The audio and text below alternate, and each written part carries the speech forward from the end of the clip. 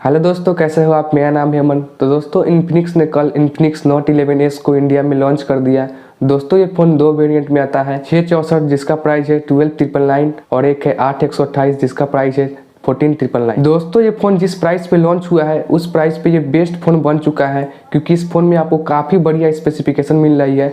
तो आज की इस वीडियो में हम इसी फ़ोन के स्पेसिफिकेशन के बारे में बात करेंगे कि ये फ़ोन कैसा है और हमें लेना चाहिए नहीं। तो दोस्तों, वीडियो बहुत ही ज़्यादा इंटरेस्टिंग होने वाली है, सो प्लीज़ वीडियो को पूरा लास्ट तक देखें। तो चलिए दोस्तों, वीडियो को शुरू करते हैं।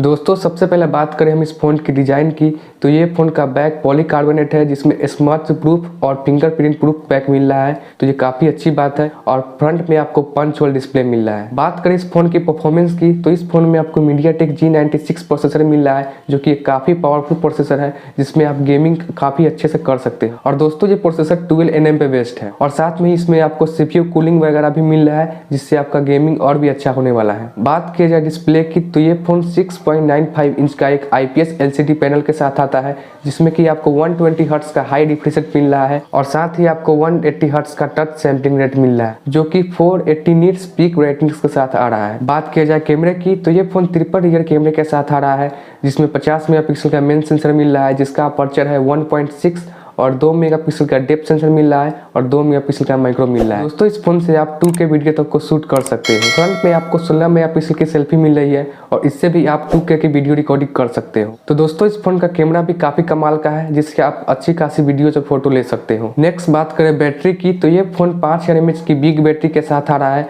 और साथ में आपको 33 वाट का चार्जर बॉक्स में मिल रहा है। तो दोस्तों, ये काफ़ी बड़ी बात है, इस प्राइस पॉइंट पे आपको 33 वाट का चार्जर आपको साथ में मिल रहा है। और दोस्तों, ये फ़ोन Android 11 और XOS 10 पे आ रहा है, जो कि इन्फिनिक्स का खुद का OS है।